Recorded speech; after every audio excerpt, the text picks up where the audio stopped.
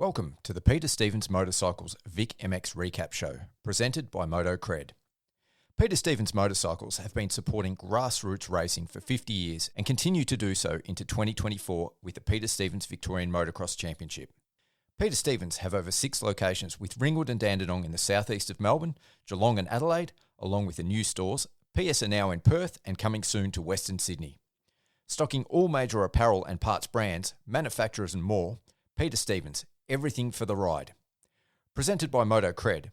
Moto Cred have over 600 products to suit your bike, from tools, stands, foot pegs, levers, and everything else to bling out your dirt bike.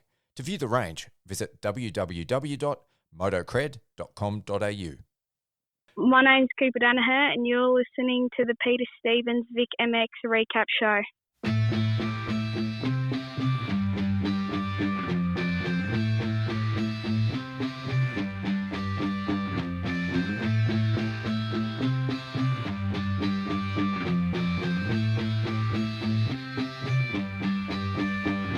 There were times I was lost, dark had fear, couldn't see through the rain. In the end it was clear, hit the fan. I was more than one man who was there to lend a hand. Together we'd stand, always had my back, my guardian soldier. Our team pulled together, united we conquer. Blessed is he who in the name of charity carry me when I'm weak, straight through the valley of darkness. Pitch blackness, the heartless, regardless, fear couldn't part us. Thick and thin, there by my side. At times we collide, but in the end we ride. Thick and thin, there by my side. At times we collide, but in the end we ride. We ride, ride, ride, ride. I am my brother's keeper. Keep on holding strong. United we stand, divided we fall.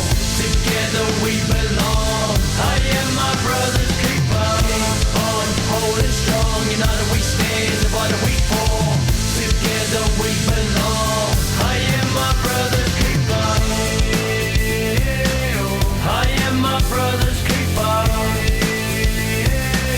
I am my brother's keeper. Welcome back, Moto fans, to our final Peter Stevens VIC MX Recap Show for 2024, presented by Moto Cred and available on the Mental for Moto channel and the Inside Dirt Network, wherever you get your podcasts. I'm your host, Pete Wolf, and we have another fantastic show lined up for you guys today. For this episode, we will, of course, be covering the final round of the Senior Victorian Championship, which was held at the Blue Rock Motorcycle Club, and we'll also talk a little bit about the championship results. Unfortunately, there's just not going to be enough time to cover every result from every class, but we'll try to include as many as we can. Normally, for the senior rounds, I have Dean Mosig joining me to co-host, but he broke his wrist at the final round of the Pro MX Nationals. So unfortunately, he couldn't make it to Blue Rock, but I'll still be getting Dino in on the phone a little bit later. But once again, joining me on the line to co-host, I have the voice of Victorian Junior Motocross, Kenny Watts. How you going, Kenny? Real good. Keen to do this one. Final one. Awesome, mate. Awesome. It's always good to have you on the line for a chat. Absolute pleasure, mate. Love it. And a lot of positive feedback comes back from this too, so which is cool. Very good. Very good. So, we might as well keep it moving. We've got a lot of ground to cover. What were your thoughts overall on the final round? Well, our aim was to blow you away with an awesome season, and I think Blue Rock gave us that opportunity to blow everything away, quick shades and everything else that wasn't together. It was Club done a great job. Yeah. Considering, as they were putting water down, it was drying it out, and then it was forecast rain, and it didn't come. And it just, they worked with the officials that we had running at Mark Hancock and Michael Burns. And, the feedback from the riders has been that the track was, they loved the track. Yep. They didn't love the wind, but they loved the track. The club should be considering what they were dealt. I think they done a great job with what they could do, So totally agree. It's my favourite track to race. You sort of hit the nail on the head there. It blew us away, very, very literally. That wind was just something else, and to be honest, it was pretty unpleasant to be out there with the camera, and it definitely threw some challenges up for the riders, didn't it? Oh, you're not wrong. It basically created an accident, the wind alone. Yep. We had a rider go down, and the wind actually was blowing against the flags at the flag marshal. That a rider come and didn't see the flags being waved at all because of just the way it was attacked with the wind, and ended up being involved in the accident too, and an innocent bystander, and he ended up getting involved in it too, unfortunately. But yeah, send our best wishes to Darren Garlick. He come out of semi-retirement, just have a ride on the bike, and the winner boys fixed it up for him, and he only got a lap in and went down. He's still in hospital, unfortunately. As we speak right now, he's still there. Yeah, no good. No, I know a lot of the VIC MX crew are definitely thinking about him and send him our well wishes because, pretty unpleasant. And, yeah, I heard a little bit after the race about his bike. It was his long-time bike and pride and joy, a 2008 RM250 that just put a lot of work into, and it was his first ride back on it too. So that's really unfortunate. The bike's fixable. Darren's probably going to be the harder part to fix, but we'll get that done too. So yeah. Right. I think it's not his first rodeo, so don't think so. Yeah, and his partner Caroline said no doubt that he'll be back. So yeah, like I said, we wish Darren all the best. Yeah, we all hopefully everything comes good and he's right. So yeah, that's racing. The wind caught the front wheel and put him down, and the rest is history, unfortunately. So some of the other things there. What were your thoughts about the numbers? I thought they were down a little bit compared to some of the previous rounds. Yeah, I think I get to the end and it's sort of, you look at the weather, and the weather was forecast for rain and wind, and it didn't look real promising. But, the show must go on, is the old saying. So it got the diehards that wanted to ride Blue Rock, the ones that wanted to get a good result in the Vic titles, and this rider come from Tasmania to finish the series off and everything else. So yep. Numbers are down, but I think realistically we sort of cater for that being a little bit lower, the fourth round of the senior. If we drop that fourth round, then the third round drops off, and we can't afford for that third round to drop off. So yeah, I didn't know. I actually thought it would be more noticeable because obviously before the round, saw the numbers on paper and I went, oh yeah, that's down a little bit. But I actually didn't think it was that noticeable on the day. The racing was still really good. It was pretty closely contested, and it just didn't feel like the numbers were down on the track. Yeah, well, the ones racing for a championship were there. Yep. So, it was, the action was raced red hot at the front. And then there was a few riders coming in going, I might be able to upset a few apple carts here. So there were a few riders that rocked up and had some good racing themselves, and it was a really good weekend for everybody involved. Yeah, and like you said, we had a few new interstaters coming to join us for the final round, and even some old faces returning to racing after some time off, namely Joel Milesevic and Steve Powell. It was good to see those guys on the line too, and they showed us they've both still got a lot of speed up their sleeves. Oh, yeah, they are both good riders to watch. Joel's just come back from had the forearm operation or something like that, and attempted to have a ride at another event and had bike issues, and this time he just borrowed a mate's bike and come out and showed that you don't need a brand new. This one was a couple of years old, and he just showed you that most bikes have got the potential to win. So yeah, it's all about the rider. Yeah, there's something about the ability to hang on and turn a throttle and everything else, and be willing to do things that I'm not. Yeah, and to have the skill to do those things as well. Yeah, like Joel's been a proven Australian champion and things like that through the years and everything, and then puts a lot of effort into his coaching and his little team he runs now. So, but it was good to see him back riding, and Emma was there. So. Yeah, cheering him on. Yep. Yeah, it's really cool. So. Yeah. Something that we spoke about a little bit earlier, I think, really came home to roost in this final round too, as far as the championship goes. It was, the old cliche to finish first you must finish.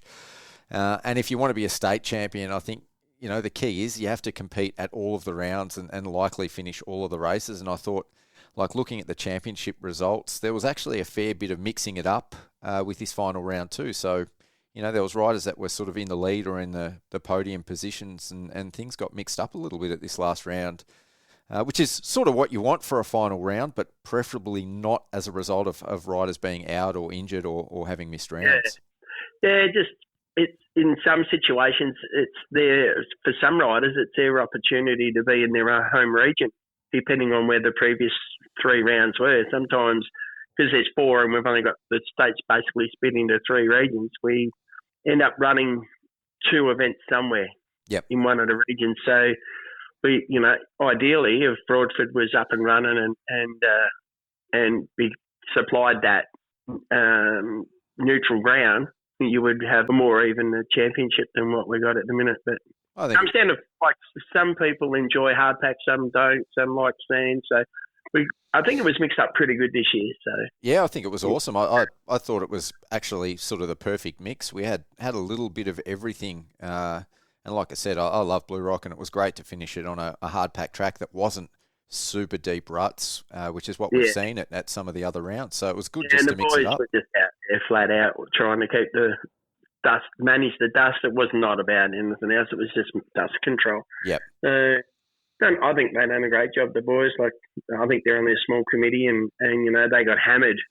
Yep. With some inclement weather in the lead up to the event. They lost a part of the canteen roof, which took out the PA system for the weekend. So they had no PA, and there was other things too that hindered them. And then they got hammered after the event too. They lost their first aid room and everything else. They lost a whole wall of the building. Yep. Well, let's get into the results. We've got a lot of results to go through. Like I said, we'll try to cover the round results and also touch on the championship results as well. To start off, we'll go with the Peter Stevens over 30 Vets Clubman class. So winner for the day was Bryson Knight. I had a brief chat with him because he grabbed some photos. It was his first ever overall at the VIC. So yeah, that was a good result for him. Yeah, I met him down the start line, and I was going to, if I had the PA system, his name was going to be the Night Rider. He thought that was sounding pretty cool. But yeah, that's the first time I met him too. He gave me a little bit of background on himself, and which was good. So he's Kellen Knight's brother. So Kellen's a former 125 Victorian Supercross champion, and a really good racer in his own right as well. Yeah, he was saying his dad was heavily involved in the setup of One Staggy. So. Yep. Yeah, so I think it runs in the family, and Cam Bongers, he took out second place as well as the championship. So well done to Cam, and as far as the championship goes, Justin Legasic finished up in second, and Sam Werner in third. So yeah, well done to those guys. Yeah, they would tell. Justin Legasic was telling me that he had to beat Cam on the weekend, but he just didn't have it in him. Cam rode a smart race. Yeah, well, he rode really well at Ballarat too, which is a sort of similar track. So I think these type of tracks just sort of suit him a little bit. Yeah, well, he's been out of the sport a long time, so he's got a young family and heavily committed with a big earthworks business. So it's good to see him back racing and to pull away a state title is pretty cool. Yeah, yep, definitely. So moving on to the Peter Stevens over 30 expert class, Ray Cole took out the day. I asked, I think it was after Goulburn Valley, like, who is this Ray Cole guy? We spoke about it. I know years. He's a Western Region rider that pulled away from racing for a bit. Yep. I think a little bit of a commitment for his father that had passed away, that there was always that dream to do the Fink Desert race. Yep. So to get a bit of bike time, he come and raced a few Westerns, and then he was enjoying it that much. He come and done most of them, I think. So.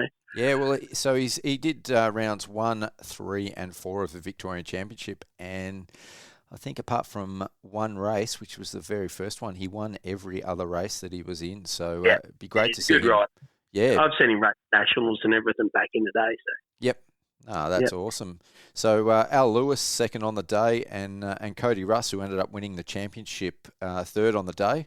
So Cody Russ is the over 30s expert Victorian champion. So well done, Cody. Yeah, we sent him away to Queensland to win the Primex National Vets thing, and he let me down. He was a sponsored rider. We sent him up there. No, we didn't sponsor him at all. I'm joking, but he just didn't have it up there in Coolum, but QMP. But he's put the series well. It's good. Yeah, there was some fast guys. I was up at QMP. There was definitely some fast vet riders up there. So Yeah, and it's good to have some of our Victorian state riders up there representing as well.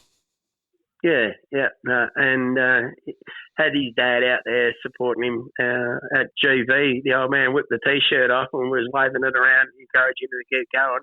Yeah, at GV, which is pretty funny. Some good racing in the expert vet class. That's a combination of A grade and B grade riders.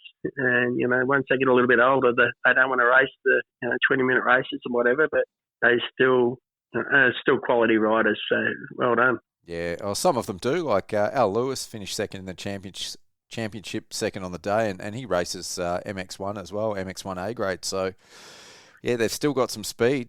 Yeah, and they just support the sport, which is really good. So yeah, need to be more to do that. Yeah, talking about vet riders with some speed, we mentioned him already, but returning to racing in the over 40s class to take out the day with all three motos was Steve Powell. So yeah, they had some good battles, him and Corey Vanderlei, who's been up the front at most of the rounds. They're long-time rivals. It was cool to see them out there battling again. Yeah, Powell's a very good rider, isn't he? And he knows how to set a bike up. So yeah, and it was good he was out there on a 250, so something a little bit different. And I think he's really liking it. They're doing a bit of work at Two Stroke Performance, where he works. Yeah, I didn't know he'd changed businesses from SBMX. I thought he still had that running, and then he gave me the heads up and said, yeah, there's some good things going along at that two-stroke performance place. Yeah, well, they're sort of, unlike the name suggests, they're moving into the four-stroke space as well. So I think he's a bit of a test pilot for some of the innovations they've got going on at two-stroke performance. Yeah, it was good. Power's a good bloke, so it was good to see him there.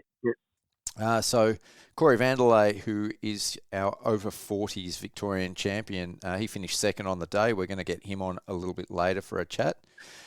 Peter Sullivan, second in the championship, and V96 Michael Anthony rounded it out the podium for the championship. So, again, well done to those guys.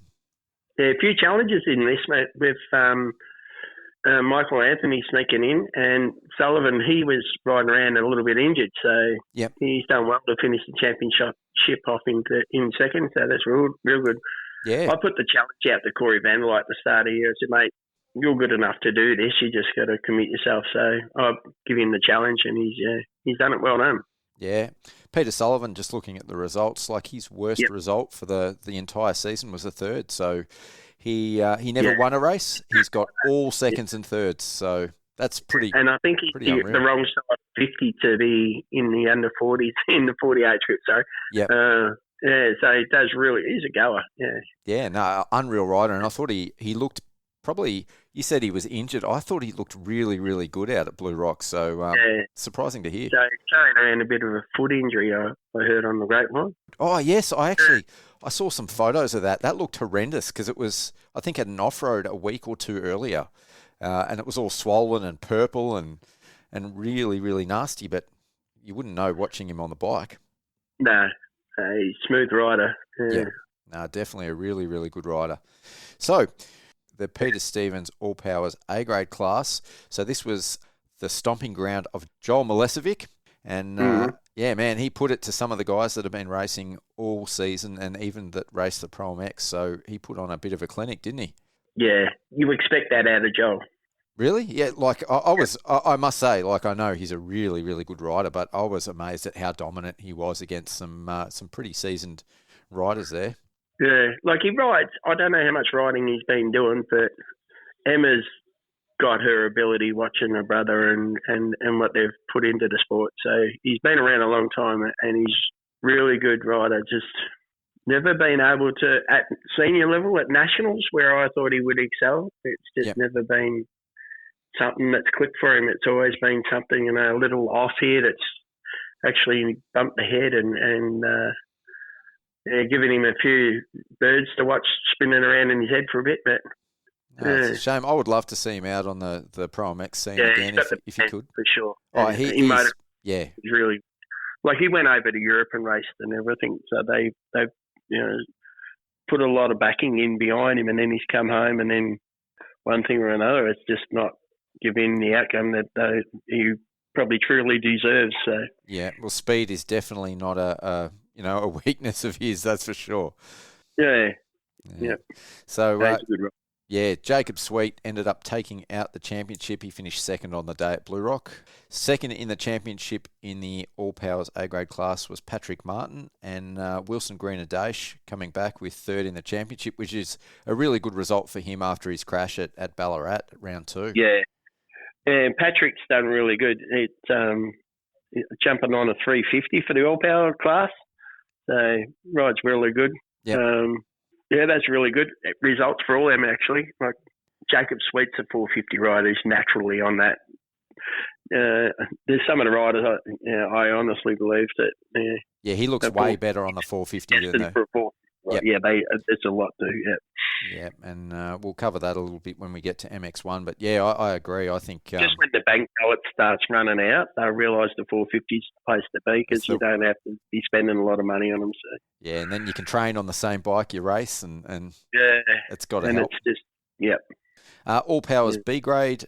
This is the class that's been really good to supplying some great racing. Yeah, the B grade. Yeah. Yep. So the All Powers is a great opportunity because it gives those riders the opportunity to get a second race. So they get that race on Saturday on the All Powers and then focus on their main class on Sunday. Oh, yep. So at Blue Rock, Ryan Kenny took out the day with 111 moto scores. So I think that was his first time racing the All Powers B grade class at the VIC Championships this year. And funny little side note, I was out there taking photos and one of the flaggies waved me down and he said, "How good is that chick with the red hair out the front in this class?" so when he's got the hair growing, he looks like the lion off the Paddle Pop King ice cream. He does. He does. So yeah, he's worn that name for a long time when he lets it go. So. Yeah. No, he's definitely very, very talented. And again, like Joel Milosevic. Had a few years off with shoulder injuries, kept popping shoulders and things like that, and then started having to settle down and get a business and whatever going. So he's done that, and yeah, he's back, which is good. It's good to see riders. Like, unfortunately, I've been around long enough to see them start their juniors, go away and get a career happening, and then see them come back again. So, which is good. He's a good little. Do you know how old he is, roughly? I'd say about 27. Yep. Ish. Yeah, I think he might be even a bit younger than Corey, to be honest. Could be 25. Yeah. Okay. Yeah, I thought he's definitely a little bit older than some of the other guys in his class. Like when I say he's 27, I think he's younger than Corey. Yep. So yeah. Oh, very Corey's. So when I say he's down there, 24, 25. Well, Oscar Kimber took out the championship, so he went second on the day against his rival Austin Boyd. Came second in the championship, third on the day, and Charlie Rewse, who will also be getting on a little bit later, he came third in the championship. So yeah, these young kids straight out of juniors have been great to watch this year. You go into seniors and racing B grade, and the racing never stopped when you left the juniors. It's actually got bigger and better, and they've gone off and raced at different events and things like that, and then come back and put some great racing on at Vic Title. So yeah, definitely. It's the future of our sport, so it's really great to see some of these guys in the B grade class, as good as they are. Yeah, and another rider that probably just missed out on the podium there would have been Bryce Clay. He wasn't far behind either. He's been putting the hard yards in. He's a little bit older. So. Yeah, another good rider. Yep. All Powers C grade. So Jack Sheether stepped up. Took the win at Blue Rock. So that was great. He's another come back from being missing in action and shoulder injuries. Yep. I think they were from football though. So yeah. Yeah. So his main class, I was chatting to him and his partner. His main class was the MX1 C grade class that he was sort of focusing on. But awesome to get the win on the Saturday as well in the All Powers. Yeah, I've spent a lot of time with Jack and his dad over the years, and it's good to see him back racing again now. And it's all happening, which is good. Yep, Axel Martin, one of the more stylish riders out on the track.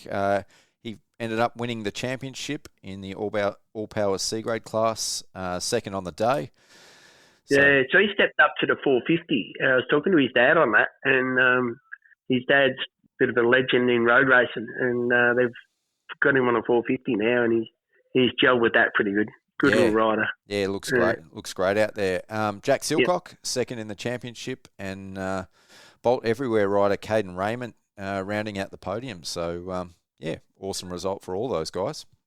Yeah, they were on the edge last year, and I thought they'll ever step up this year. Yep. And have a good dip at it, because you could see that they just missed out on that and showed glimpses of it, and it was just a matter of having a good season, and that's been good. So do those top three now go up to B grade for next year? No, grading's done on a percentage of how many riders do a series, and then we just elevate. Basically, you're looking at the top 30 of our average. Yep. So if there's an average of, we had 15 riders do the series, you'd be looking at the top 5 would go up, if it's consistently 15 across the board. Yes. So we just elevate 30% of the class. We can't elevate just the top 3, because in some cases there's only 5 riders done the series, and then there's others that have had 35. If you can find riders that are consistently in the top 30% of their class, for a series, and to be honest, that's basically what we're looking at now, is series either the Gippies, the Northerns, the Westerns, and the state, with the state having the precedence over everything. Yeah, elevating them up that way. So it's not just the top 3. Sometimes it could be 10 riders go up. Yep. Because the depth's there, and you've got to elevate them, or else there's no room for the up-and-coming riders, because they're going to have to be people that are winning last year. Yeah, of course, yep. I understand. Just keep elevating, and because it's not about – grading's not really about finding the best rider in Victoria and saying you're the best rider in Victoria. It's actually saying you're better than the ones below you. Yes. When you get elevated A grade, you can't just rest on your laurels and think, I'm A grade now, I don't have to do it. That's when you've got to start working. Yeah. Because you weren't in A grade last year, you're in the A grade next year. You need to hit the track running and continue to improve. All right, on to the up-and-comers, the junior lights A-grade class. So Seb Bartlett, after his little mishap out at Ballarat, he made his return after missing round 3 and went straight back to his winning ways. He's good. He's a good rider, and unfortunately that little thing's going to hamper his season. But he's off to the Aussies, and if he can redeem himself at that and give us a great result, it will make up for the disappointing little mistake it made. Like, I'm not putting no pressure on him as the team manager for Victoria, but if he doesn't win, he'd be doing push-ups on the way home, I reckon. That's a long walk across the Nullarbor. Yeah, that's right. No, he's a good kid, and he's feeling that he went down because he was dominating that class, and both of them, he was right up there running. So yeah, well, apart from the moto where the actual moto where he crashed at Ballarat, he won every race that he's competed in this season at the VICs in this class. So, definitely one to watch moving forward. Yeah. Yep. So winning the championship, though, it was Memphis Trevina. So he finished above Noah James, and Seb Bartlett still did well, missing that whole third round to salvage third. Yeah, the boys have all been consistently chasing Seb, so it's reward for effort. Yep. It wasn't their fault that Seb fell off, but take the win when you got it. I mean, you got to stay on to win a championship. That's right. So that's a challenge in itself, and it's an achievement in itself as well. So both those guys, Memphis and Noah, really consistent enough to deserve the position. So well done to them. So I think Memphis will go up, but I think Noah's got another year yet, or maybe even 2. Yeah. In B-grade junior lights, Xander Guica took out the day ahead of Brycey Melbourne. So, really good. That's a great result for Brycey. It's his...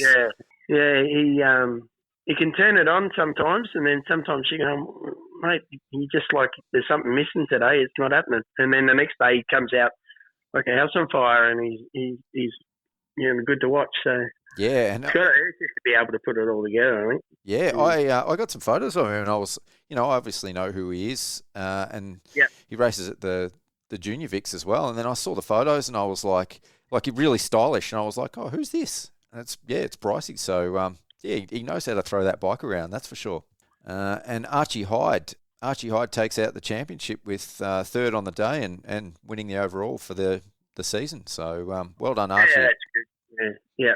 Injuries are finally clear and he's back having some fun, which is good. Yeah, and he's had a really, really consistent year. He's had moto wins, lots of seconds and thirds. So, yeah, it's been a great season for him. They just had to have a sit down with him and his parents spoke to me and we reassessed his racing because, he was injured a lot and the injuries were big and it was just confidence was an all-time low and they put him back a grade just to help him get some confidence and it's done and it's achieved what we've wanted. So that's really good. No, that's awesome for Archie.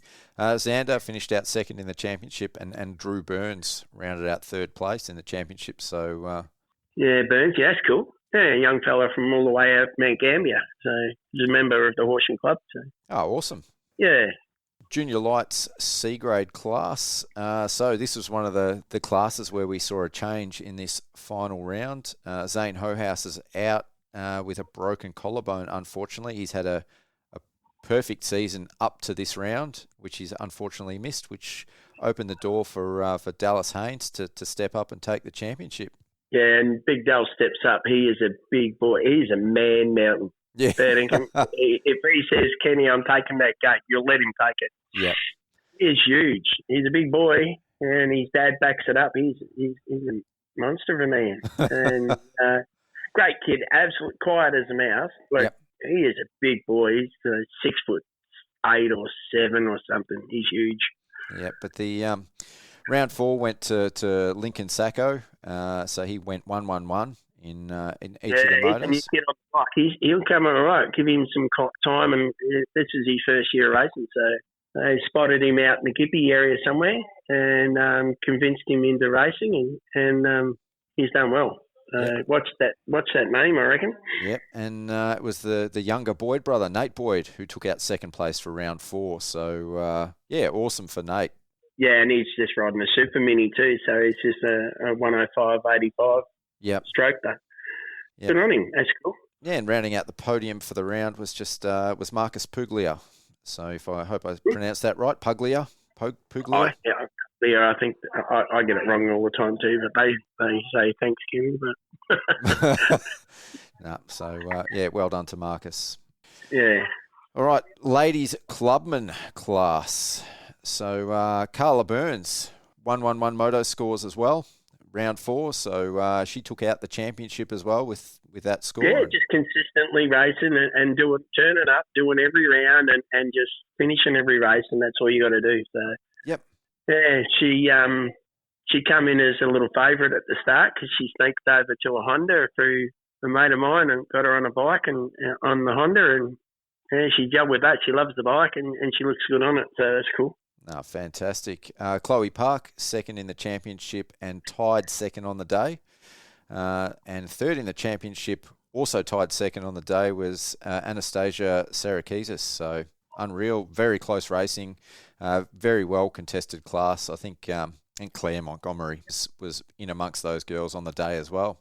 Yeah, so Chloe's, we kidnapped her from Enduro, and Anastasia Renee Sirakesis, we invited her across to the VICs and she's enjoyed it, so it's good.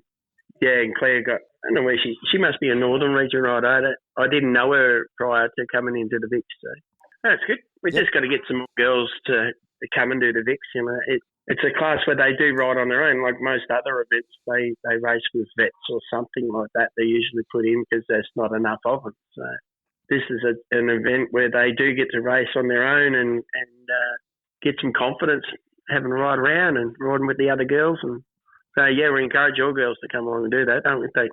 Yeah, definitely. And it's good to see them out there. And we had a couple of new ones for this round as well in Emily Hancock and Bella McKinnell. So, it was good to see two new girls on the class on the gate. Yeah, there's two girls out of Tasmania. Yep. They were. Yeah. They told me they're going to come back and do the whole series next year. Oh, fantastic. It's something they don't have over there. So female swimming racing on their own. In the expert class for the ladies, Emma Milicevic takes it out. So, she's had a fantastic season. Unfortunately, Maddie Healy, we lost her to injury for this final round. Yeah, done the shoulder, and she's had that operated on and fixed up. So, but that opened the door for Kaylee Cameron, who stepped up to second place in the championship. So, awesome result for Kaylee in her first year in the expert class. Yeah, because she dominated Clubman last year, so we basically invited her up, and she said, "Yep, no worries," and went. And I call her Little Lottie, so she reminds me of Little Lottie Van Duren when you see her there with the helmet on at the start gate. So. No, and she had, I noticed, I think it was in the second moto, she actually she hung on to Emma for about a lap and a half. So I think, give her a little bit of time, and hopefully she can get up there and run that speed. So she does well. So it's just depth in the ladies now, and you can't put them all up, but you just got to try and find that balance and invite, encourage all the other girl riders that are around to come and do the Vic titles and help the sport grow for the ladies. So. All right, let's go on to the Sunday classes. So we'll start off with our premier class, MX1 A grade. So, we had some really awesome racing in this class on the Sunday. It wasn't the way that it's been at every round, which was cool, seeing the guys mix it up a little bit. So Bryce Ognenis made his comeback. He broke his wrist, I believe, at Hatter. So great to see him back on the bike. He wasn't sort of at 100%, which opened the door a little bit for some really good battles. So so I think it was the actual bone in the hand that connects from the wrist down to the little finger. So, So I went to shake his hand and say good day to him. And he said, "No, I don't squeeze that too hard." So it was like, and then I showed him my war injury, so he realised that he can get away with it, so he'll be right. Yeah. So the round 4 winner, as we already said, he's looking really, really good on the 450, was Jacob Sweet. So he was laying down some heaters. Yeah, and he went off and done double duties at the Nationals, and I don't know what the theory is behind it, but if you're going to commit to doing a 30-minute moto, I don't think backing up and doing another one straight away is the ideal thing to give you 100% commitment. But no, he done it. He done the double duties at Primex Nationals, but you can just see that he is a 450 rider, hands down. That suits him so much. Yeah. Totally good rider. Yep.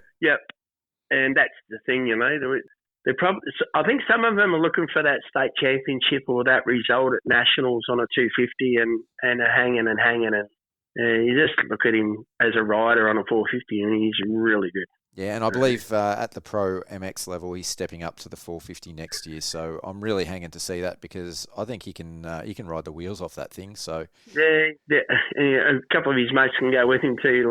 I reckon we've probably got 4 250 riders that could be contenders for a top 10 result at Nationals.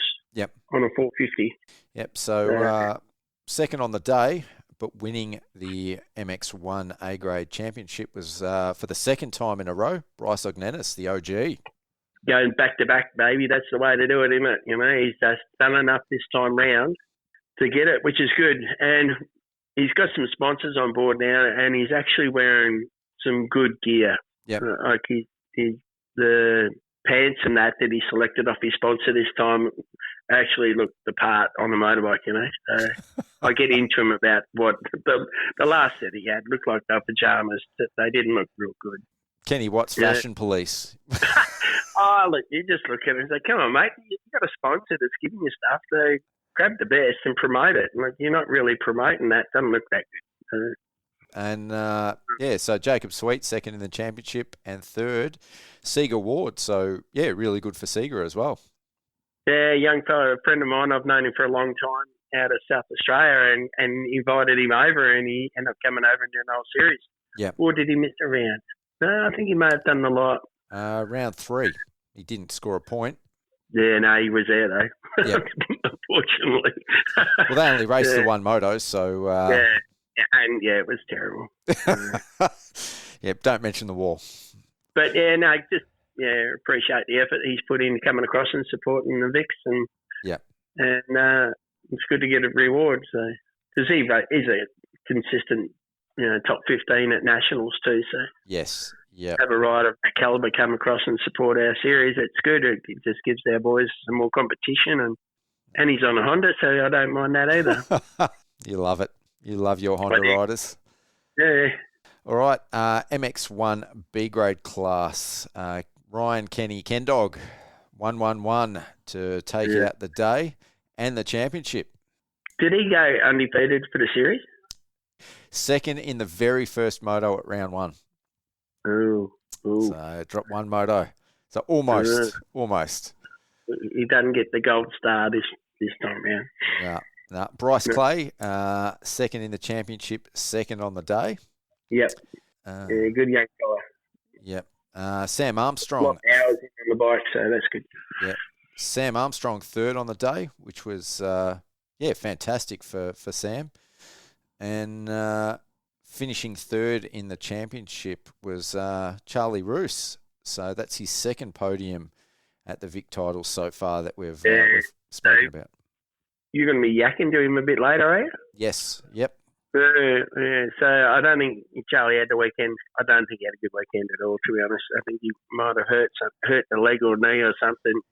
But that sort of, I don't know if it affected the overalls for the day, because he was sort of struggling a bit. But I think he knew what he needed. I was talking to his dad. I think he knew what he needed to do, and his dad actually said to him, or his dad said to me that he'd said to Charlie, don't go out and hurt yourself more. And Charlie really wanted to go out there and just finish the day, however that looked, just to get out there and do the laps. And it paid off at the end in terms of the championship. Yeah, good on him. He was our sponsored rider. We had 2 sponsored riders at the start of the year, Jacob Sweet and Charlie. They just were rocking up to our presentation dinner last year. Yep. Everybody goes into the running to win a series entry, and those Jacob and Charlie were the winners of that last year. So they were our riders this year, so it's pretty cool. Oh, fantastic. Yeah, it's good. All right, we've got to keep this show moving along. MX1 C grade. So Jack Sheether takes out the championship again, but once again it was Axel Martin who took out the day. Yeah, the boys, they're riding really good, so yeah. They'll both go up and new challenges next year for them. They're loving it. So I'll use the German pronunciation, but second in the championship, Brendan Löschel. He did mention to me how he pronounces it, but it's a German origin. So how does he pronounce it? I think he pronounced it Löckel or Leckel. That's close to what I call it, but yeah. So like here, yeah. But anyway, that's pretty close, isn't it? Yeah. I was born in Germany, so I'll stick with that one. So third in the championship, the 718 of Shane Webster. That's cool. Yeah, rounding out the championship podium. Shane's been carrying a bit of an injury for a bit this year too, so yep, bit of a quiet achiever. MX2 A grade. So this was one really cool to see. I think a championship well deserved, because this class had just chaos. Mako Bree. Sorry, this final round still had good numbers in it too, which is testament to the 250 riders sticking it out and having a go. Yeah, so massive class. Mako Bree takes out the championship, which is that's awesome for Mako Bree. Yeah, so he rides for Elliott Brothers, one of our sponsors for the series. So Mako, I've known him a long time. That's good for him to get this, because he's the odd one out. Like you go through everything in this sport, and it's about homeschooling, not working, just training, getting mum and dad covering it. He's gone off and become an engineer. He's done his college degree, uni. He's a qualified engineer. So when we want to build a flat fancy trailer, we can get him to do the engineer side of it for us or something. I don't know what the engineering is. It could be buildings, I don't know. But he's not your typical motocross rider that just throws everything at the sport and waits for the outcome and goes, oh shit, I'm going to have to get a job now. He's actually done it the hard yards. So. Yeah, and he's got to be one of the nicest kids in the paddock as well to talk to. Smiley, isn't he? he just full on smile every time you see him. He's grinning. Good kid. No, I've chatted to him online a little bit, and of course at the races, and he's just nice to talk to. He's always really polite and chatty, and like you said, always upbeat. So I wondered where his dad was. For this round. It was September. There's no Tiger supporters around in September. Oh, they got their priorities all wrong. Unbelievable. He's gone missing. Yeah. So second on the day and second in the championship, Jack Kenny, and Ty Keane first on the day and third in the championship. So after missing round one, good for Ty to come back. That's a good comeback, isn't it? Yeah. Ty Keane's another Horsham member, so... Yeah. Another Elliott Bros. Another Elliott Bros sponsored rider as well. So yeah. No, well done. Yeah, Ty. young Jack Kenny. That's a great achievement. Straight up into senior into the A grade class this year, and to be on the podium with the boys. That's pretty cool. And he won Moto 2 and 3 at Blue Rock as well. So he was on fire. His old man was pretty pumped, and Ryan, his brother, they're all pretty happy. The day went really good for the Kenny. So. I think Patrick Martin, he was in the hunt too, but I think he had a bit of an issue in the first corner or something like that. And that affected his day, but I think he was looking good too. Who was the rider that went off the track and hit that one of those Waterfield plastic things? It was on the straight next to the start straight. Was that James Baker? It was on a Husky. Oh, okay, it wasn't James Baker then. Yeah. Might have been Patrick. Yeah, maybe. Yeah, looked pretty rough. I'm pretty sure it was in this class actually. So yeah, it might have been him. I was just looking at that. Patrick. Yeah. I didn't see what happened there. All right, MX2 B grade. Oscar Kimber takes out his second Victorian Championship in 2 classes. So that's cool. That's really good. Yeah. So good family. Yeah, they were the ones that heavily involved in supplying us a great track at Ballarat. Really. Yeah, first year as a senior as well, so that's a really good result for him. Yeah, he's knuckled down. They've been everywhere and had bike issues and travelled a lot of way and had bikes let them down and whatever. So, reward for effort, innit? Yeah, definitely. And I think he puts the work in as well. Yeah. Yep. Austin Boyd, second on the day. He had some not so good results at round 3, which unfortunately kept him out of the title hunt. But great result for him on the day. So second in the championship went to Hunter Rich. Sorry, what was that, Ken? So that's good.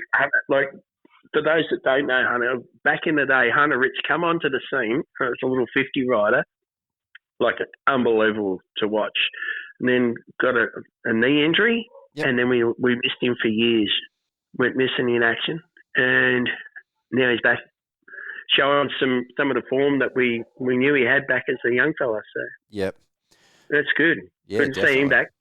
Good seeing kids come back into the sport and doing well. Oh, for sure. It's kind of shows a little bit that the sport's getting back to where it should be. We've seen really good numbers on the gate this year across all the different regions and even at the VICs, and the amount of coverage it's received and the amount of listeners to the podcast. I think we're heading in the right direction. To be honest, like this talk of VIC off-roads and VIC motocross and everything, when you combine the two together, the sport's healthy in off-road. Like, we're under the same banner of MX and off-roads under the same banner, but when you put them all together, it's looking good. Most definitely. And Jacob Bourne, third in the championship, so well done to Jacob. Is he from Tassie or somewhere? He's not local. Does he run 788? I think he's from Tassie. Yeah, could be. I was talking to him down on the start line, so I think he's going to have a girlfriend named Mel. He's going to marry her, and the name's going to be Mel. Kenny. I told him that. He said it's actually Bourne. Yeah. His last name's pronounced Bourne. Oh, well, that's how the Americans say it anyway, Melbourne. So. Yeah, something like that. Yep. Shout out to Codi Vanderlei as well. So he's coming on for a bit of a chat with his dad, Corey, a little bit later. But, he had a great result at this last round after a lot of mechanical issues this season, which we'll no doubt be chatting about. But he led some laps and got some really good moto scores, including a third in the last moto. Yeah, he started racing late, so in his 85s maybe. I didn't see him before that. Yeah, so that was it was just cool to see him out front and leading laps for a little while, because there's some really good riders in this class. So he's a good little rider, and like him and his dad train together. He's got a good teacher. Oh, definitely. All right. Yeah, that's cool. Yep, last class to talk about as far as results go, MX2 C grade. Judd Chislett. Undefeated. Yeah, I think the only one this season. Yeah. In the seniors. Yeah, Scrivens Honda Racing. Yeah, so, what a result. That's good, isn't it? He come into the sport last year, won the 125 and 250 state title, and stepped up to senior, and now he's won this again. So It's not a bad resume he's got going for 2 seasons. He's got 3 championships. It sounded like someone in America that's just come back on and riding a bike again, isn't it? So yeah, and like at Blue Rock, he definitely didn't have it all his own way. He had to come from the back, in a couple of the motos and come from a fair way back, and mate, he pulled it off. Because Scriv was there himself, so yep, got to catch up with him, and he'd get a bad start, and then just follow around and learn the track behind the boys that knew the track, because that was his first time there. Never raced there before. So follow him around and then wore him down and passed him. So nice. That's all you got to do. Be in front when the checkered flag's waved, and that's what counts. So second on the day, second in the championship, Jack Silcock, the 797. He's had a good year, Jack. He has. Yep. Third on the day, Braden Hamilton hasn't done any of the other rounds, but went 3.33 on the day, so good result for him. Yeah, don't know. He's local because I don't know him either. So. Yeah, I don't know. I've never heard of him before. Out your way? No idea, actually, to be honest. Yeah, if he comes back on that basis, I'm sure we'll hear more about him, and so hopefully he comes back. And third in the championship and fourth on the day, Luke Civitella. So yeah, well done, Luke. That's good for Luke. Yeah, yep. He's a bit older than the others, so that's cool. Awesome. Well, it's good to see people back racing the series, and we've had a great series. And thanks to the sponsors, of Peter Stevens and yourself, and all the class sponsors and everything else that helped the Vic titles become back to being a good series again and getting support. Yeah, we've just got to try and keep those numbers growing, and the juniors will step up to seniors next year and put that little bit more pressure on a few more. And we've seen a few of the old mates coming back and doing the vets, which is really good to see, So there's the class there for everybody to race in. So most definitely, and looking at the results, especially on the Sunday, like we've had pushing 30 riders in every MX2 and MX1 classes over the course of the championship. So if we can entice some of these riders to come back and do a few more rounds, that'll be really, really good too. Like the numbers are obviously there. Yeah, and that's the thing, that motocross is starting to come back again. So we can just keep the committee who have got in motocross management just keep trying their best, and they're all volunteers, and the work that, like, no one sees the workload that they put in during the week, and their mums, and they all work, and I'm just that truck driver that tries to stir them up a little bit, and that they do a great job. So reward for effort. I think we've put a lot of work into this season, and the reward is we've had a good season for both juniors and seniors, and we're going to have a great presentation night on Saturday night. No, most definitely. I'm really looking forward to that. So before I let you go, Kenny, give me one standout round. So which was your favourite round of the championship, juniors or seniors, and maybe give me 1 or 2 standout riders for the Victorian Championship in 2024. Oh, geez, you didn't give me any pre-warning on this one. That's probably good. I'm probably going to give the senior round at Ballarat. I just reckon that everything they done that weekend just worked for them, and it was a great weekend for the seniors at Ballarat. For the juniors, I went to all of them. Currumborough, I reckon. Just the track supplied a championship track, but it was just the motocross community all gelled together to get that over the line. Yep. With the small committee and the small support that the club had at the time to get a lot of people come out of the woodwork to get it over the line, and it was a great event. So yeah, for the juniors, Currumborough for sure, and seniors Ballarat. For the race, now you've got me going. I think Seb Bartlett's at Currumborough on the 125 when he was way back, and you could just see he was going to win the race. It was probably that was the standout for that one. For the junior races, Seb Bartlett's at Currumborough, and trying to think of a senior race. Bit hard, just thinking about it a minute.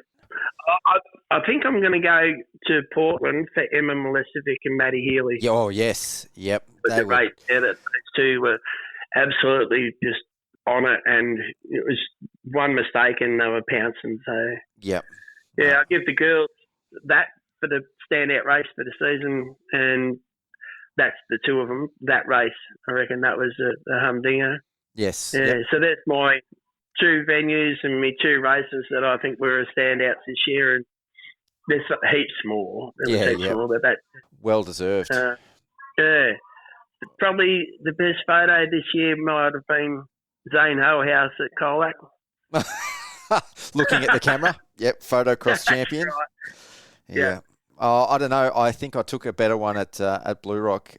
This guy called Kenny Watts, wearing his bright blue cape in the while flying along in the wind, I think. It was a good idea sneaking it over to Pano before you took that. So you got me all in it. No, look, thanks, Kenny. I better keep moving. I've got Dean Mosig coming on next. Everyone loves your work, so have the rest of this podcast. Have a great one, and see you on Saturday night. No, thanks so much to you, mate, and the rest of the MVMX committee as well. You've done an amazing job this whole year, and I can't wait to see what next year turns out to be if you guys are all on the job again. Mate, there is going to be there's some big things in the wind. I'm telling you, there's some massive announcements to be made for 2025. Oh, massive. Can't wait. And hopefully we hear about some of them at the presentation night. So I will. I don't know if we're going to announce it, but I'll do some homework and see if we can. But yeah. All right. Well, watch this space, listeners, and look forward to it. There's some good stuff coming for 25. Thanks, Kenny. Thanks, mate. All right, our next guest on the line, he is a rider, he is a Yamaha brand ambassador, and he's a Peter Stevens Cell executive. Welcome back to the podcast, Dean Mosig. Thanks for having me back, Pete. Cheers. You're my usual co-host for the senior rounds, but you missed the last one at Blue Rock, so I had Kenny on to fill in for you. But how are you travelling with your injury, and how you're recovering from the Pro MX? Yeah, obviously, just licking the pride wound more than anything. Still, it was shaping up to be a really good day, and had a good day. Had a good solid top 10 in the first moto, and put myself in a good spot for the second moto. I got a good start, and I was running in fourth, and kind of just riding my own race. And one of the big fast downhills, it had a bit of a blind drop off, and I dropped off about a foot to the right where I had been going all day, and landed cross-rutted in one of the fast downhills, and had a pretty violent high side crash. Oof. Split second, boom, it was over, sort of thing. And I just remember being so frustrated. I thought, man, I did everything right. I put myself in the right position and was riding well. I was relaxed. I wasn't using the clutch. I was standing up. I was breathing. All the stuff that I tell myself to do when I'm training, I realised. I said, you've got to start. You've done it. Now just do the stuff you do in your practice. And just split second cross rut, man, and boom, it was over. But apart from that, no, I'm recovering well, man. I'm obviously at work and still doing my job, and just nipping at the bit to get on a bike again. That's for sure. Yeah, no, my heart definitely broke for you in that second moto at QMP. I saw you come around. I think you were in about fourth place, and then you disappeared and you went down that hill, and then I saw the yellow flags go up, and then you didn't come around. I didn't come back up. Nah. Yeah. So that was it, man. Yeah, I guess it's all character building, though, isn't it? And I think sometimes when things go wrong, they remind you little parts of yourself you forget of, because literally within, I reckon, an hour out of getting out of the hospital, I was already like, I've got 364 days till next year. Like, I'm not, I'm doing this. I was fired up, man, in a strange way, but. Yeah, it's all part of it, man. The old saying, sometimes you're the hammer and sometimes you're the nail.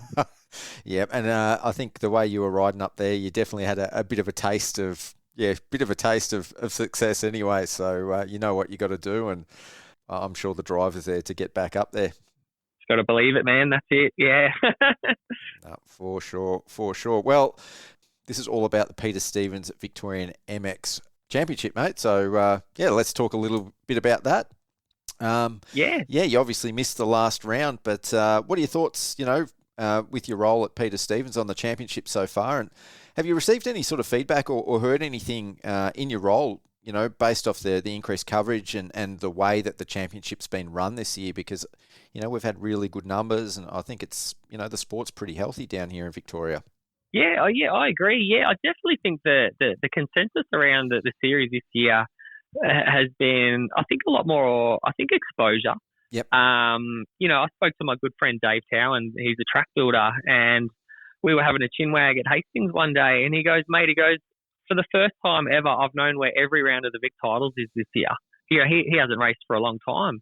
And he goes, mate, I've been loving seeing all the, the content and the videos of the tracks and, things from my own socials and things like that too. But I think the effort that went into the series this year collectively was a big improvement, from the track prep to even the signage around the track to people like yourself, with added media input, the post-race interviews. It just seemed like it had a lot more professionalism about it. And a combination of 4 really good tracks and 4 really good clubs that really put on, some of the best tracks I've raced in a long time. Yeah. Portland was probably one of my favourite races I've ever had, and it was probably the most rutted technical track I'd ever ridden. And normally I would be a little bit timid around those tracks, and maybe try and override it and rush it. And man, we had such a good day racing, and same at Ballarat, and the same thing even at Shepparton before we got the rain. The track was incredible. So I'm already fired up for next year, and I know a lot of people are too. So yeah, I definitely think that for our business, especially Peter Stevens, to be a driving sort of support towards especially grassroots racing and the people that support us, that's the thing. It's we want to be supporting the people that support us as a business, and I think this was one of the best ways we could have done that. Yeah, so I noticed, as well as the Vics, Peter Stevens is really getting behind a lot of events, especially down here in Victoria. How come you're sort of getting behind the sport at such a grassroots level when a lot of the focus is obviously sort of at the professional level, the national level? But PS, they're a big brand, they're well known, and they're doing some amazing things for the sport at the grassroots level. But what's the goal? I think it's community driven. Yep. We're obviously very engaged with the retail community, but perhaps in the past had not been as connected to the culture of the actual motocross community. And I think it's been really good to bridge the gap between corporate and essentially what is our culture and our industry, and try and blend the two. I had, an idea at the start of the year where I actually ran a handful of staff ride days. I hired the tracks, the clubs, had the tracks prepped just for us, and had all of our staff riding dirt bikes together and understanding what it is that and why we ride dirt bikes and the enjoyment. And, it changed everything for the teams at our dealerships, because, a lot of them went out and bought their own dirt bikes. They're going to the tracks on the weekend. They're engaging in the culture and the community in what it is that we sell as a business. And I think in this day and age, that's super important, Pete, because people quite often make value-based decisions when they're making a purchase. And, for us to be relatable, connected and engaged to the culture in which we're providing to as best we can will strengthen our business tenfold. So, but that wasn't the motive. That was just something that we've done to improve our business. The motive is to give back to the community that supports us. Yeah, well, one thing I've definitely noticed this year is like a lot of riders and obviously the facilities as well, they're really proud to be associated with the PS brand. So, what you're doing, I think, is helping a lot, and it's working. Awesome. And that's great feedback, Pete. It's anyone who knows me knows how proud I am to be a part of the business. So, comments and feedback like that are definitely very well received. So I noticed out on the tracks, there's a lot of individual riders wearing the PS logo now. What do you actually do for the riders, or what does PS do for the riders? Yeah, that's a great question. We've got all sort of different levels of support, but honestly, Pete, it's just a bit of help here and there. Yep. The people are going to be spending the money regardless. So we want to help where we can. I think we touched on this on the first podcast, where it's not like every kid with a PS logo is getting free gear and cost parts and, race plan bikes and that. It's just a bit of help here and there for people. Obviously, there are different tier levels of support for different riders. We've got everyone from the likes of Cameron Sinclair down to, a couple of C-grade 65 kids.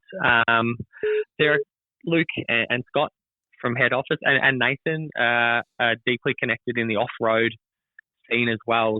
That's their domain, and they've got a really big sort of, I guess, network of people that they support throughout the off-road community, and that, which is good too. So it's just about helping out, man. It's just about helping people, and times are tough out there. To go racing is not cheap for anyone, no matter what level you do it. Yeah. And again, if we can help people out here and there to live their dream and support the sport, at the end of the day, that keeps our business alive too, man. It's synergy. It's it's two things helping each other to grow. Oh, for sure. And I think getting behind the events, getting behind the podcast, getting behind the Victorian State Championship, like the riders see that, and obviously it's all about that culture of, trying to support the people and the businesses that support the sport. So, I think PS is really ingrained, or definitely become ingrained in the Victorian culture down here. But, we've got that intro readout at the start, the sponsor readout, and we mentioned that there's a few new stores and stuff in there. So PS has obviously expanded recently to be outside of Victoria to a lot of, or to other states.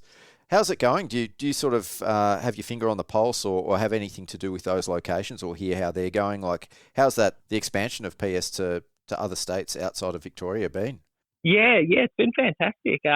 You're right, it has been a pretty big expansion of the business portfolio in the last probably 2 years. Yep. With the exception of us acquiring Savage Motorcycles in Western Australia now. That's a dealership being ran by Aaron McFadden, who was a fantastic dealer principal for the Geelong dealership, and actually one of the sales managers who helped me get my job when I started very early in the day. He actually used to the guy running Savage, Aaron, actually got me my first race plan and first sponsorship with Peter Stevens back in 2013. So a lot of trust and respect with Aaron, and he's doing a fantastic job over there in Western Australia. And we've recently opened a Blacktown Peter Stevens, and we've got a Harley Heaven up there as well. But yeah, we've got Cara up there, the dealer principal at Blacktown, and she's doing a stellar job getting that place off the ground. And it's exciting, man. It's probably scary for the likes of our CEOs and owners and whatnot, but they obviously have a very firm grip on what they're doing and know what they're doing. But yeah, it's been exciting to see the business grow and prosper. Yeah, for sure. So one thing I did want to ask you, PS are doing the Stark Vargs, and we're seeing a lot more of them. We've seen them at the Victorian Championship. We saw them in the Pro MX as well. How's all that going? And sort of, is that changing sort of culturally in the retail space, or what's the vibe as far as the electric bikes go? And are you getting a lot of interest in those at the PS stores? Yeah, definitely. It's the Stark was one of those things that I think people were, like I know personally when the electric bike concept came out, I was like in my head, like I had to hate it because it wasn't a petrol bike, you know. So there's naturally a lot of, I guess, resistance towards the EV movement altogether. But there's a lot of people out there doing a lot of really good activation work, getting them to events, getting people to see them, normalising them, getting people to ride them. You know, I know Scott Ryan, our director, has been sweep riding at the VIC off-road rounds on the Stark and using it all day long, you know, and just showing people, hey, this bike is capable, you know. A good friend of mine, Bradley Matheson, Matho, he's helping out the Stark guys now with doing activations at ride parks and booking in demo rides and things like that. So, and obviously Mike Sleater and the guys at Stark are doing activations all over Queensland and things like that. You know, even when I did the Ride More event that MX saw around earlier in the year, you know, Stark had a massive activation there and they were getting people to ride them. And it's one of those things, Pete, until you actually experience it, you know, your mind changes pretty quick.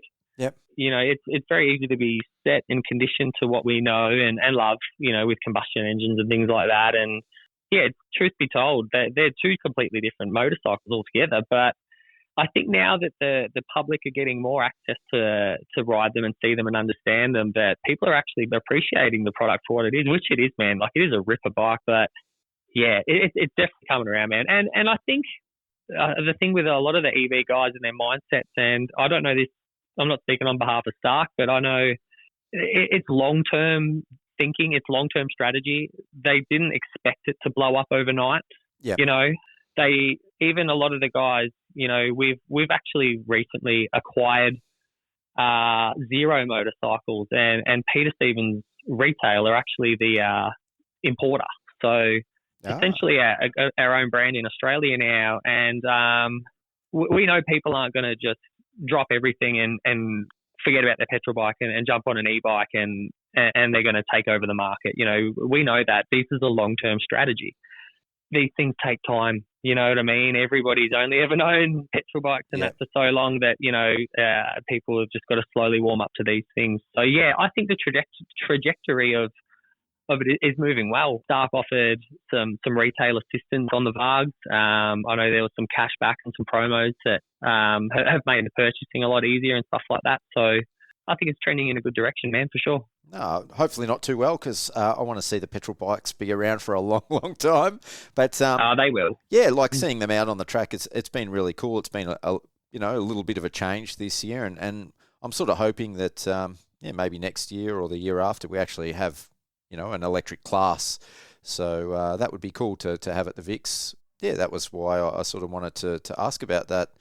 No, for sure, man. Yeah. And I think, you know, I think at the end of the day, they almost need to have their own class. You know, I actually had a funny moment in the first moto at QMP at the National. So Luke Reardon obviously got the win and was flying, man, like on another level compared to everyone else. But I actually clashed with him in the air over a jump. And, you know, Luke, if you're listening to this, you'll remember because we both started laughing. But I didn't hear him coming, man, and I didn't know he was behind me. I was getting put a lap down. This was, you know, second last lap or whatever of the first moto. Yep. And, I didn't know he was behind me, and I sort of stepped out of a rut, you know, and he was right there, and we sort of locked elbows on the up ramp of a step up and got cross-rutted in there. If that had gone wrong, I would have ruined his race, man, you know. But I didn't hear him coming. That's the thing. So that's probably the only, I guess, complexity that I've personally had to deal with the Stark is, you know, when you're getting lapped at a national by one, you don't know they're behind you. No. But hats off to Luke and Mike, man. They both went 1-1. You know, Luke won 30 plus and Mike won 40 plus. And I can tell you, man, that the boys were seriously moving on those things. You know, Sleater came past me in one of the motos, and yeah, I felt like I wasn't even moving, man. You know, like he was hauling. I think, like those guys, to be fair, like Luke was racing some of the Pro MX rounds last year until he had an accident, I think, at QMP, actually. He knocked himself out last year. He had a fill-in ride for Turco, yeah. Yeah, but like those guys are fast and are probably going to be up that pointy end no matter what. But it's interesting that they actually choose the electric bike this year to test it out and race the. And you know what?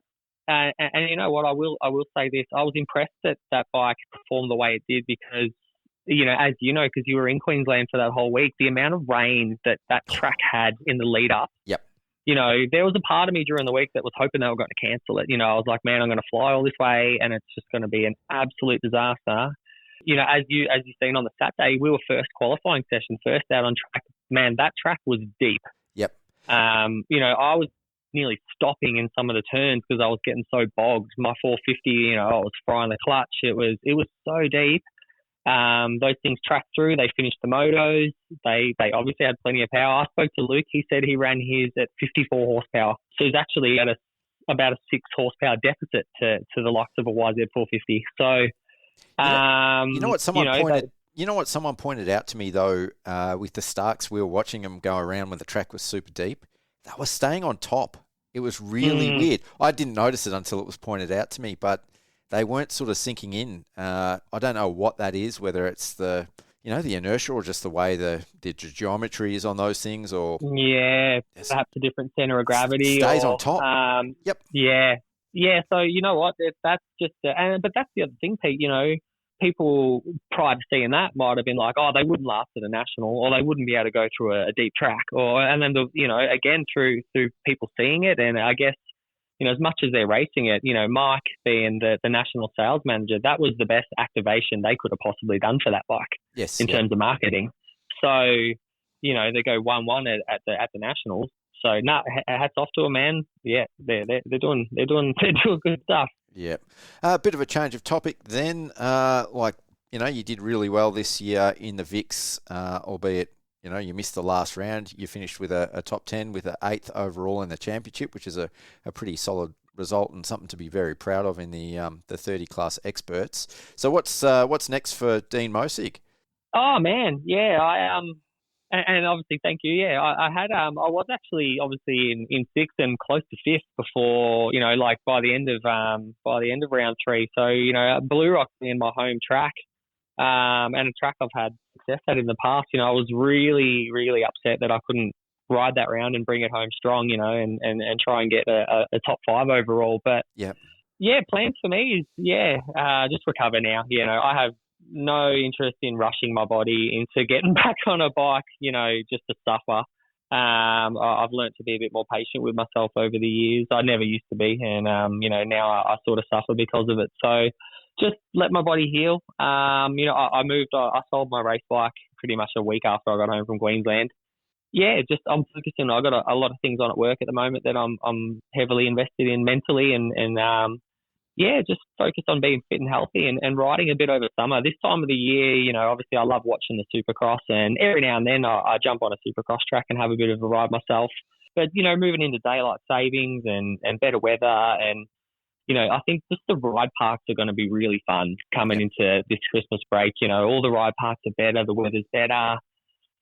People aren't racing as much, so there's generally more people and activity at the tracks, and it's just a really good time of the year to enjoy riding my dirt bike. There's no pressure to race. Not that I put pressure on myself to race anymore anyway, but you know what I mean? It's not like, I don't want to get hurt because I've got a national, or I don't want to do this, I've got VICs, or, you've just got free weekends.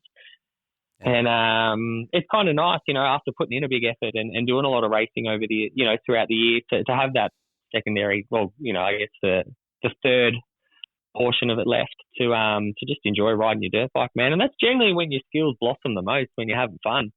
Totally. You know what I mean? I think when you're trying to just pump out laps and slave away and racing the clock and that, you sort of just repeat what you already know. But when you're having fun and you're doing things with your friends and you're challenging yourself, and even just fun things like just going out and throwing whips with your friends or riding different places, that's what I'm really looking forward to, is just getting back on the bike and having fun right up leading into Christmas. Just have fun ripping on my bike, man.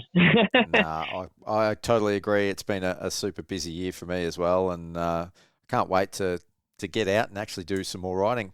I can't whip, but I'm sure I'll be having just as much fun as you, and we'll definitely have to catch up for a ride. Before we round this out, I'd just like to say thanks heaps for coming on the show. Thanks heaps for your support as well, both individually and through Peter Stevens. It's been unreal this year to have both you on board with the podcast as a co-host and the support of Peter Stevens for the show. It's been fantastic. I've really, really enjoyed it, and I just wanted to say thank you for everything that you've done. Nah, not a drama, Pete. Honestly, thanks goes to you. I firmly believe you've given not only the community, but I guess people like myself and even ultimately our business a platform to have a voice. It's been quite a unique thing this year because in the past, perhaps when we have sponsored events or when we have done things, we haven't had a platform to voice our company values or our feelings or our motives or any reasoning behind it, So thank you, Pete. That's such an asset to not us as a business or not me personally or individually, just for our community and getting people some exposure they may not have had in the past. Some obviously top-notch content, like, mate, your photos are right up there with the best. And, it's a new world that we race in these days, with the presence of social media and Instagram and things like that. But, people can batter on and go, oh, the good old days, no social media, riders just used to ride. Yeah, I get that because I remember that too. But, the world we live in now is heavily fueled by those things. And people like yourself that not only give us the assets and the things to utilize, we get memories for life, man. You know what I mean? I quite often, it's funny, again, anyone that's been sort of following me on social media lately, I've just been going through the archives, man. Obviously I can't ride and I'm sitting at home and I'm going through all my old favorite videos and photos and stuff. And it's just the stuff that makes my heart feel nice. Yep. Looking back at those memories and the nostalgia and the feelings, I went through all my videos of Frankston the other day when, I was talking to someone at work about it reopening and got excited about that. And, I'll have memories from this year's Vic Title series for the rest of my life with all the photos that Mental for Moto have provided and things like that. And I will look back at them for years to come, man, and remember it. So, from us to you and from me to you, Pete, thanks for everything Mental for Moto have done for Victorian Motocross this year, mate. It's been absolutely sensational. Well, thank you heaps, Dean. It's, it's been a real privilege to be a part of it, and I've enjoyed every step. Like I said to you in the beginning, it was never part of my plan until, it was suggested to me to cover this season with a podcast, and then, I got out on track. But I've met so many cool people, so many cool families, so many cool riders, got to interact with people like yourself. So thank you. And yeah, I look forward to catching up with you again soon, and hopefully at the presentation night if you're going to be there. Yes, I'll be there. Luke and myself will be there for sure, mate. So we'll have a chin wag then, mate. Thanks. No, fantastic. Well, thanks again. And yeah, I better get on and interview some of these riders. Good on you, Pete. Thanks, mate. Thanks, Dino. Cheers. Okay, our first rider guest for this episode is a rider that we've spoken about on just about every previous episode because he's one of the madmen who races 3 different classes. So it's only fitting to get Charlie Rewse on for a chat. How you going, Charlie? Yeah, good, thank you. How are you? Yeah, I'm good, thank you, mate. It's been a busy year, and it's good to have you on the show. Yeah, thanks for having me. I'm keen as to have a chat. No, fantastic. Well, like I said in the intro, we've spoken about you on every podcast that we've done for the VICs so far for the seniors, because it's always impressive that you race 3 different classes, and you've done pretty well this season. So we might as well kick it off. Like, how's your championship been so far? Yeah, it was running smooth. Like, first round, got off to a pretty good start. I was a bit shaky because first year seniors didn't know what I was getting myself in for. But once I got that first gate drop at Portland, I was stoked. I knew this was where I wanted to be and race with these big boys. And I was loving it. Like, all powers on the Saturday, I was having a good run, kind of just to get to know the tracks. And I rode Portland last year at juniors, but these other tracks I've never ridden before. So the Saturday was kind of a good chance to get the track in my head. Yep. And yeah, the 3 classes, like, I don't like the gym very much. So the way I is the 3 classes on the weekends kind of help me get that race fitness down. Yep. Because it's a big thing with bikes. You need to be fit, especially on that 450. So yeah, I think it's just, and I love racing. Like, you can't go wrong. It's good fun. So the more racing, the better. No, most definitely, most definitely. I mean, I struggle to do 4 or 5 laps, so 3 classes across a weekend is definitely a handful. But you look like you take it in your stride. So you sort of mentioned already that the All Powers is a bit of your prep class, getting ready on the Saturday. So out of MX1 B grade and MX2 B grade, which is your main focus, or you're actually trying to do really well in both of them? Well, my main focus, I would say, would be the 250 because that's what I've been racing on nationals. So trying to get as much race time on that. But first round, I ended up in the 450 going out and getting second. So I was kind of in a pickle for a bit there with whether I push on the 250 or the 450. So Mum and I had a chat and we kind of went more towards the 450 if something was to go wrong around. Yep. Focus on getting the 450 kind of dialed and see if we could get the championship in that because, I get to race the 250 at nationals but not the 450. So, we kind of broke it down to focusing on that 450 a bit more. Yeah, so out of the 4 rounds, did you have a favourite round, favourite track? Oh, Ballarat for sure. Monza was all time. Like coming into it, I had a bit of a low expectation from what I heard from previous years and looking at the weather as well. I was sitting there at home. I was looking at the forecast going, oh man, because it was raining here at our joint, pretty much the whole week. So I'm like, oh, better not be a mud race. But turned up and, dude, like track was awesome. That was probably the best track we had all year. It was rough, ruddy, massive hills, which you don't get many other tracks. So I loved Monza. That was the favourite round of the whole year for sure. Yeah, I spoke to Kenny Watts, I had him on a little bit earlier, and I think that was the consensus as well between both of us. It was probably the best track for racing. It was the best track for spectating. Like it just looked like a heap of fun and a heap of challenge to ride as well. Yeah, for sure. Like you had to be so like you could still, let it hang out a bit, but there was always that technical aspect with the hills and how deep those ruts were. It was getting rough at the end of the day too. So you could let it hang out, but you also had to be that, little bit technical here and there. Yeah. Do you prefer the deep ruts or those sort of hard pack based tracks? I love the deep ruts. So that's pretty much what I've grown up with riding is deep ruts. That's what my house is like. It's what all the local tracks are here as well. So I love those deep ruts. Unreal. Well, you've done well on both types of terrain throughout the year. So just speaking about your championship as far as the results go, so you finished up 3rd overall in the championship in the All Powers B, 3rd overall in MX1B, and 5th overall in MX2B. Like that's pretty damn impressive. Coming into the last round at Blue Rock, sort of what was your position in, and what was your feeling towards the last round? Like, did you have to really commit to that last round to hold your position, or were you pretty safe, or were you aiming to step up a position or two? Well, the goal is to always, try and step up that position. But I knew what I had to do. I had to finish pretty much every race within the top 5 in All Powers to hold the 3rd place. Yep.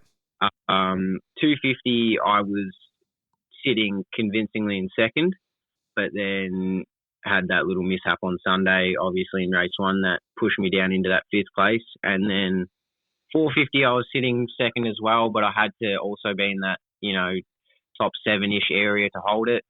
And, unfortunately I couldn't make that work on Sunday either. So dropped back down to 3rd, but first year of seniors, can't complain.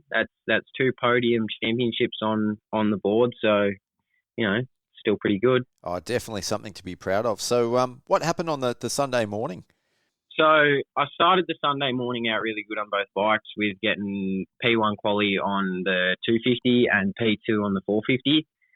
So I was feeling super good. And then going into race 1 on the 250, got a pretty average start, but started to push my way through the pack pretty fast, caught up to those front boys, obviously Oscar on Austin, and we were going back and forth for a bit there, having probably the best battle I've had my whole life, so I was loving it. And then I got into the lead, came around, I saw the last lap board go up, and then the wind got me over the little mound before the finish, and I put my leg down to stop myself from crashing, and it was just a brute impact straight down. I thought I broke my whole leg. Oh, no. So I should have finished the last lap, but I ended up pulling in, and I honestly thought I broke my whole leg. So medics came running over. I said to them, I'm like, oh, my ankle, it's hurting. They strapped it up. And I didn't want to tell them about my knee, because if they took the knee brace off, I was scared they wouldn't get it back on, because I wanted to finish the day off. Yep. So ended up going back out on track for the next 450 moto, and just I had no expectation after that. I'm like, oh, I'll just finish here and see where I place, try and teach myself a lesson or two. So, ended up going back out, finishing the last 5 motos, and I actually did better than I thought. Like, I was still rolling around, but I was able to still maneuver not too slowly. So, I learnt to have a little bit of grit. So, there's a win in everything. I mean, the fact that you got back out there, I think that shows you already had a fair bit of grit to begin with, especially it was a challenging day. That wind was just absolutely insane, and the track got super rough, so it would have been pretty easy to, I think, to call it a day. So it's definitely a testament to the fact that you got back out there, and you ended up with 2 podium championship positions, which is unreal. Yeah, that's all I wanted, was just to kind of at least hold that. I knew, because the DNF would push me out of that championship completely for the 250, but I knew I could still get on the podium for the 450, so I just had to go and finish. Yeah. So how's the knee now? Still pretty sore. Got it strapped up. I ended up going to get an MRI, and I've blown the ACL off the joint and bone inside, so it's looking like it's going to be surgery, unfortunately. Yeah. But I've also got a fracture to the tibia. Oh, wow. So, yeah, I did a good job, but I'm just glad I finished. Yeah, I thought you were a savage for racing 3 different classes. The fact that you got back out and finished the day with that, man, that's definitely a savage effort. So my respect level has just gone off the chart. I think that's pretty awesome effort. Yeah, I mean, it's what these other big pros are doing, so might as well learn young. And the other thing was I really wanted to go to A grade, so I can finally call myself an A grader. Yeah, well, I think that's definitely on the horizon for you, man. It's yeah, you did awesome this season. You've battled up the front in all the different classes you've raced. So, do you train on the 450? Is that like your practice bike as well? Yeah. So that was originally what the 450 was going to be for. Was just kind of a practice bike, do a couple club days here and there. But I wanted to try it out at the VICs and see how it went. So it kind of turned into a race bike there. But that's what I primarily train on, to keep the hours low on that 250. Yeah. Do you have a preference as to what bike you ride or which class that you're in? I love both of them, like for their different reasons. I'd say right now it'd be my 250 because I got the good suspension in that, and it's kind of a bit more manoeuvrable. Yeah. So I'd say I'm shifting more towards the 250 for my favourite bike. No, that's interesting because, watching you on the 450, especially for someone that's sort of just stepped up into the senior class, I reckon you look really good on that 450 as well. You definitely ride it well, which is, I don't know, it's a transition that a lot of junior riders sort of struggle with sometimes, I think. Well, I've got to kind of thank my dad for that because he said, I trust you enough to ride a 450. He'd never throw me on a bike that he doesn't trust me on. So he said, you might as well learn how to ride it younger. So then when you do need to move up in, say, nationals to it, you're not kind of stalling, you know what you're doing on the... Yeah, and I've kind of used this year as a learning curve for how to ride it. And, it's taught me so much, like throttle control, clutch control, pretty much everything it's taught me. So I'm just happy I ended up getting on one. Yeah, do you reckon it makes you a better rider on the 250, which is obviously your focus at the moment, like you said, with Pro MX and stuff? Yeah, definitely. Like, because you have to try so much less on a 450 realistically, where on the 250 you got to really search for that power. It's not always there. So, riding the 450 and then going to the 250, it really teaches me to have a bit more entry speed and then mid-corner speed as well. So then that exit, I can get really on it. Yep.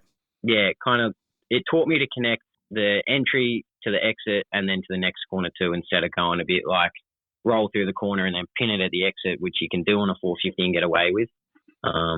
It taught me heaps. And so I know, talking to you at that last round, that your goal was to race Supercross at the end of this year. I'm assuming that that's not on the cards now, and you'll be looking towards recovery instead. Is that correct? Yes, unfortunately, I was really keen for Supercross this year, but obviously I can't now. So just put my my thoughts to it next year and try and train as much as possible. I got Mel Cash coming down to get the track built still. Yep. So I'll have a look at it while I'm recovering and kind of think about all the different lines. And good thing is that I have pretty much a whole year to train on it instead of, a couple of weeks. So I'll be able to go into next year's Supercross season well and truly trained up. Yeah, and I think we spoke about it off air. You're only 16, so you've got plenty of years to get acclimatised and get used to it, and plenty of years of racing ahead of you as well. Yeah, definitely. Still got a lot of time, so a lot of racing to be done. No, for sure. So you're supported by Peter Stevens. You've got the logo on your bike and your jersey. How do they help you out? They're awesome. So Luke from Peter Stevens, he jumped on board and started helping me out with a bit of gear, and I get the discount on parts and bikes, and I love it. Like, they're such a good group, easy to work with. Luke's awesome. All the boys upstairs, they're awesome. So, it's a really good group. No, unreal. Before we go, is there anyone else that helps you out that you'd like to give a shout out to as well? Oh, yeah, absolutely. My mum and dad, they're my biggest supporters. Like, I wouldn't be able to be here without them. And my siblings too. So my brother, my sister, and my other brother, they're awesome for letting me do what I do. On Point Suspension, he does my bikes, keeps them dialed the whole time. Matty Costanzo for the off-bike stuff, gym work, and just a general chat about how the weekends went. And also Oates MX for the on-bike. Oh. He's kind of taught me what I know now, so got to thank him. Yeah, you got a good support network behind you, and yeah, I'm sure they'll help you through the next bit. They've got a lot of experience between them, between Matty and Jade's, to help you out with the recovery with your knee as well. So, good luck with it, and no doubt we're going to chat again soon. Are you going to the presentation night on Saturday night? Yeah, I will be going, so if you're there, I'll see you there. Sounds like a plan. I look forward to it. All right, keen as, thank you. No, thanks heaps for coming on the show, Charlie, and we'll chat again soon. Awesome, thank you, I appreciate it. All right, our next rider on the line is Seb Bartlett. How you going, Seb? Yeah, not too bad. How are you? Yeah, I'm really well, thank you. I'm really, really well. So, you made your comeback at Blue Rock. So I guess just to kick things off, tell me a little bit about your day at Blue Rock and how your day went. Yeah, so I had a really good day at Blue Rock. I got the win in every race, so that was good. Track was really good, bit dry in a few spots, and it was really windy as well. Yeah, it was. How'd you go with that wind? Because that was just absolutely gnarly. Is that? I mean, I know personally I hate riding in the wind. Is that something you're sort of comfortable doing, or did you just sort of have to ride to the conditions? Yeah, definitely had to ride to the conditions. I find myself pretty strong on the bike, so I was able to move the bike around a lot, so that was good. And as far as the track goes, it was hard pack, and all the other tracks that we've had previous leading up to this one were sort of more ruddy and a lot softer. How do you go with the hard pack? Do you prefer that, or do you prefer the ruddier tracks? I'm from Warrnambool, so it's definitely really hard pack down here, so I'm pretty comfortable on ruts and hard pack. Yeah. Did you find it sort of slippery and skatey, or was it pretty good like that? Yeah, definitely. In some spots it was really slippery and skatey, and other spots it was also pretty slippery where they were watering during the races. Yeah, I had Kenny on the line earlier. We were sort of talking about that. They obviously struggled to keep the moisture in with the wind and the conditions, but I think in the end it was a pretty good racetrack and definitely made for some good racing. Yeah, definitely. Yeah. So as far as the rest of your championship goes, it was sort of going really, really amazing until it wasn't. Yeah, like what sort of happened? I think you won all three motos at Portland. And then we went off to Ballarat, and then, you had a bit of a mishap there. So what happened there? Yeah, so a really strong start to the year, and then in that last race at Ballarat, I had a massive lead and just kept trying to push it, and I just hit a bump that I wasn't expecting and just went over the front and landed on my shoulder and ended up breaking my collarbone. Oh, have you done that sort of thing before? Is that like a recurring injury, or is that a first time for you? No, that was my first ever time breaking a bone on the bike. Oh, wow, that's pretty impressive for someone that races motocross. Yeah.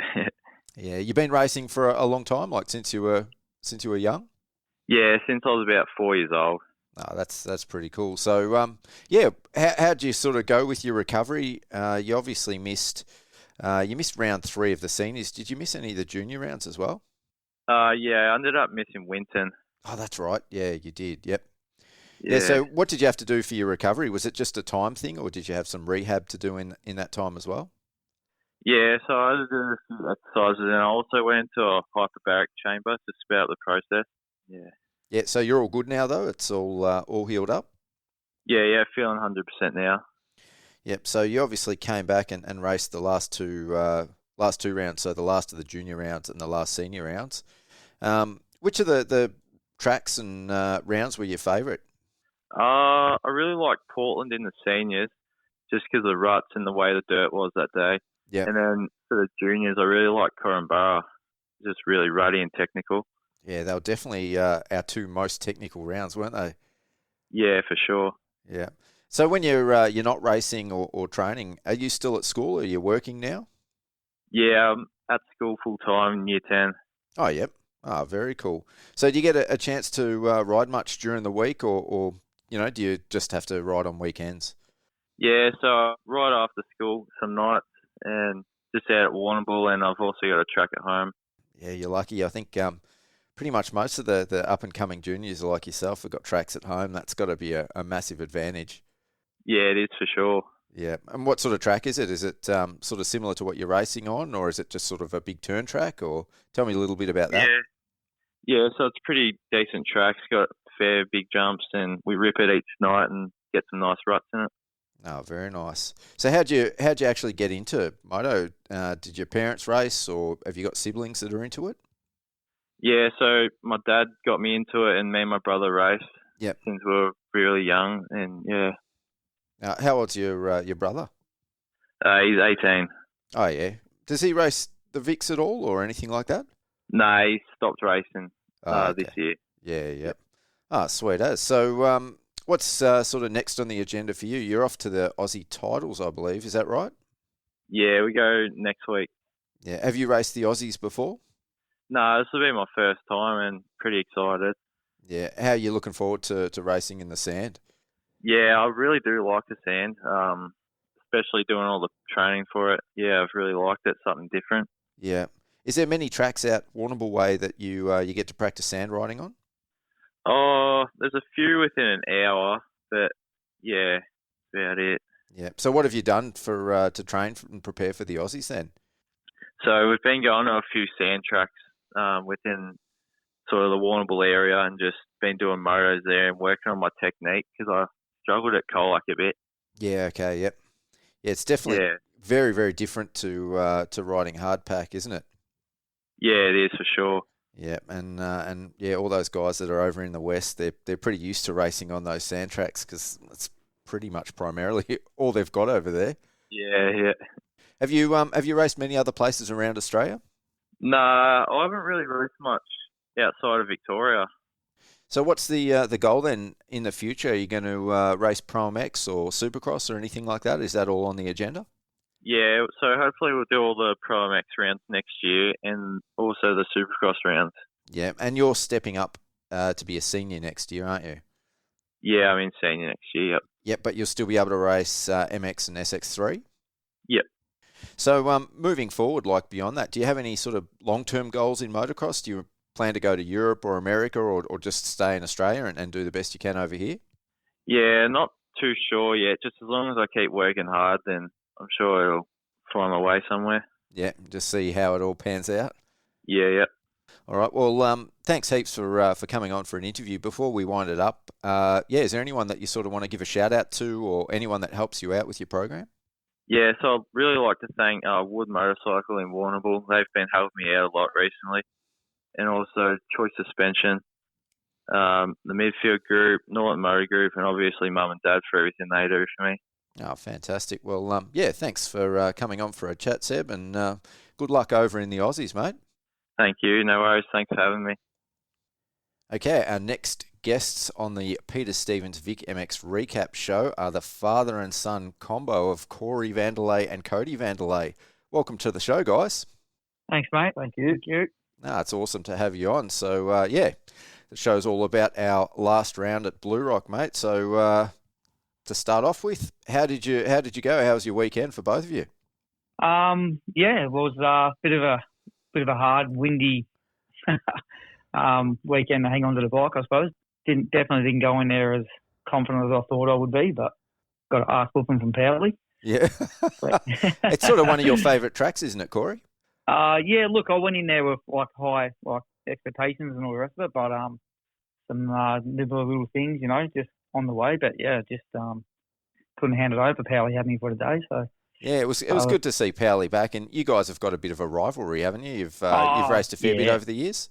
Yeah, me and Powley like 20 years and had some real good battles over the years, and yeah, it's been real good. I was shattered. I wasn't feeling it to give him a good battle. It would have been fun. Yeah, hopefully he does it next year. Yeah, for sure. It'd be great to see him through the whole championship. So you obviously took out the 40-plus vets this year. So you're pretty dominant through most of the year. What was it at the last round, do you think, that gave Powley the advantage, or you just weren't feeling it with the conditions and the wind and everything else? Yeah, just I'm not sure. Just he just had it over me. Yeah. I think I was just more get it done and go home. Yeah. That was more my mindset, but yeah. And you probably obviously knew that you had the championship in the bag, so it makes it hard to push it. I actually tried to give him a shot on the second one when we hit on the first corner. I was a bit, my ego was a bit hurt when he flogged me the first one. I was just like, I'll give it a shot next one, but then we hit and I'm like, all right. Yeah. I'll just take it home. Yeah. And what about you, Codi? Which classes were you racing this weekend? I just raced the MX2B. Yep. It was pretty much the only round where I finished the day. Yeah. So that was kind of my highlight, to actually finish a round. Yeah. You did really well, though. I think you even led some laps at Blue Rock, didn't you? Yeah, first race, got the whole shot and led a lap or two before slid out, went down. But it was a good day for me just to finish the day and run up top, and felt good. Yeah. Is Blue Rock one of your favourite tracks? Yeah, Blue Rock. I've always done all right at Blue Rock every time we've had a Gippies around there and club days and that. It's been it's one of my favourite tracks. Yeah, the reason I asked is I've obviously seen both of you race at Blue Rock before, and you were pretty awesome the last time I saw you there together. So it's pretty obvious. What is it about Blue Rock that makes you both seem to go so well? Is it because you guys have got a track at home as well, haven't you? So is it similar to that? Yeah, just all the hills, up and down, all the elevation, and I just enjoy the hills. Yeah, probably more the fact that it's fast too. Yep. And not real technical. In my era, growing up and riding, starting later, it wasn't like a rough era. It was just like nothing was ripped deep, or it was just all fast and flowy and like little ruts. So it doesn't get real technical, like in like deep and all the stuff like the first round of the VICs, I suppose.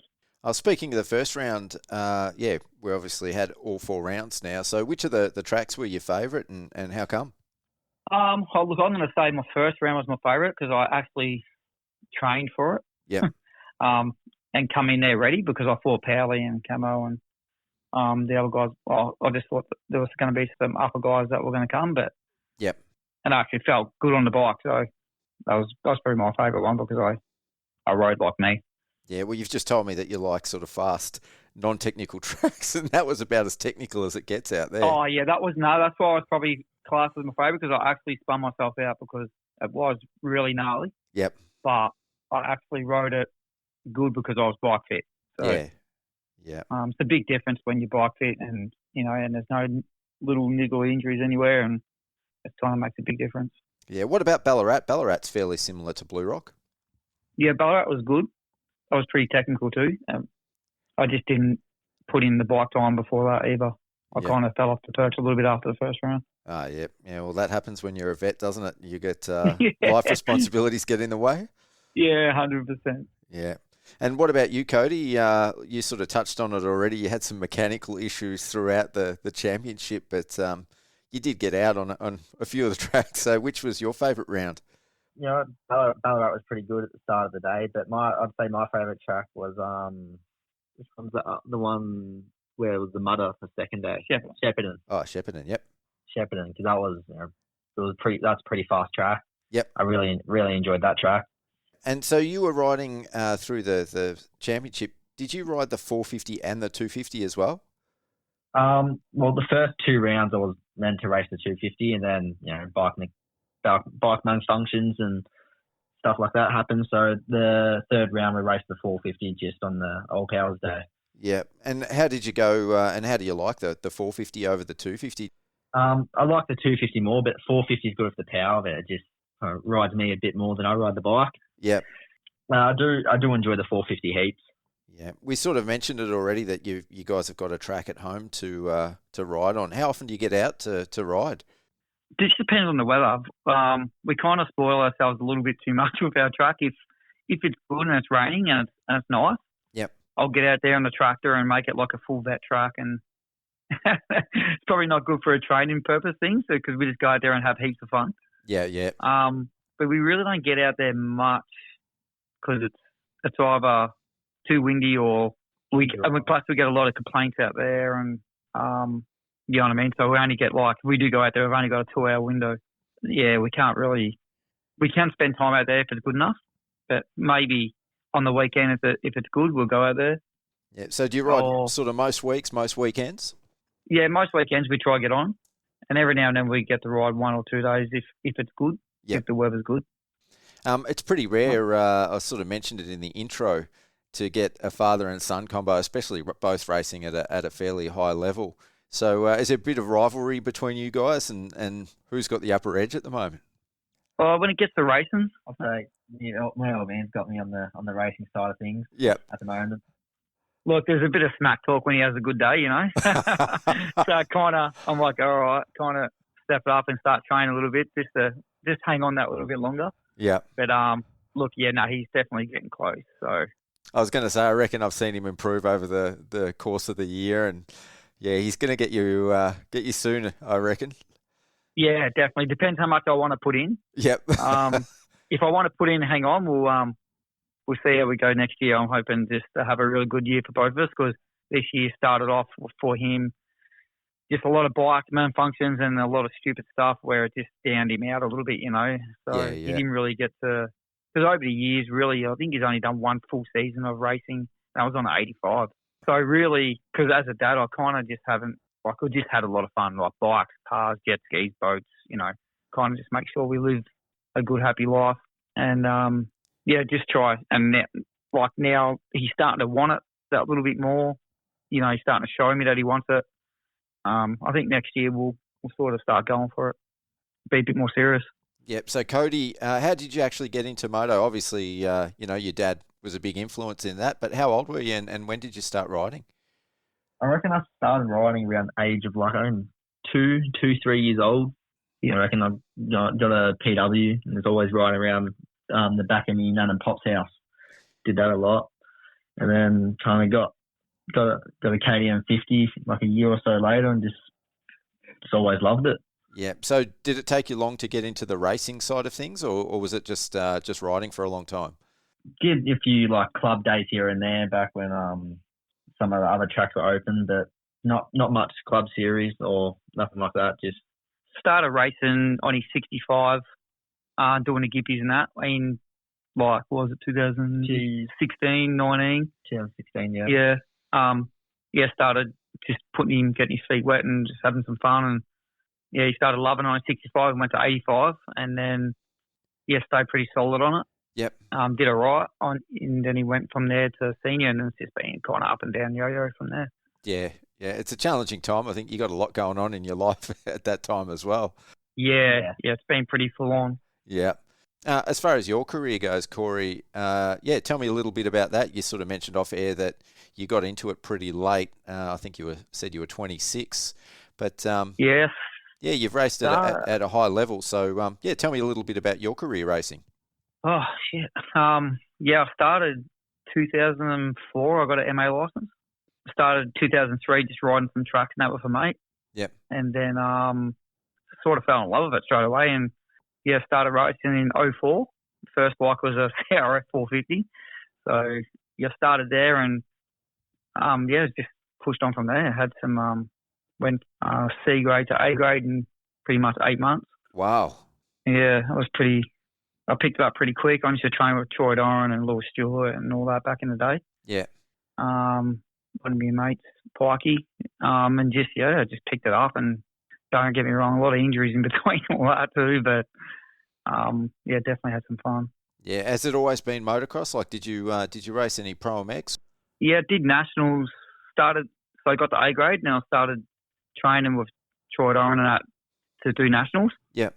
On an RM252 stroke back then, it was 05.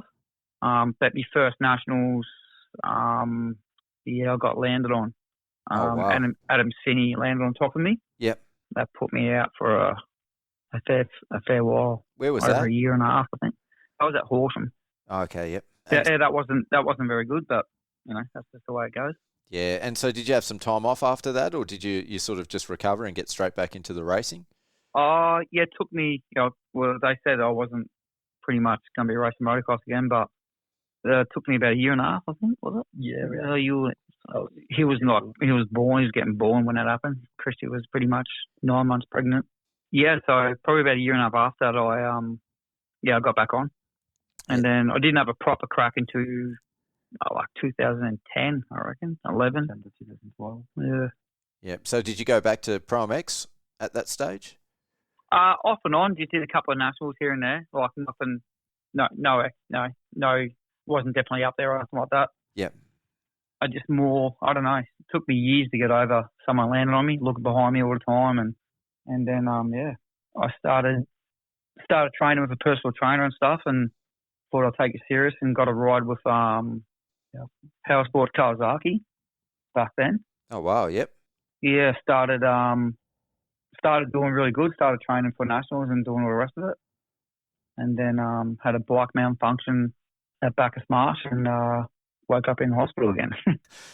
It's you do the sport long enough, and it seems to be a pretty common theme, the accidents over the years. Yep.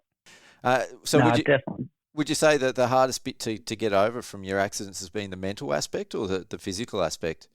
You know what? The probably easiest thing I can say to people is it's pretty easy for me. The hardest one was the first one because someone landed on me. Yep. But everything else was kind of because I don't remember nothing. Yeah. Okay. From both of them, and I know that wasn't my fault, and neither was the next one. Was a bike malfunction. So I don't know. I don't really think about it, to tell you the honest truth. So I guess that's a positive. Yeah, it's pretty good. I suppose it's not like I'm not worried about it when I race.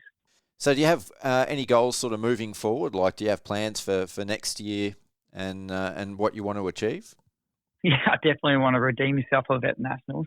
Yep. So you went up to QMP this year. How did that go? Yeah.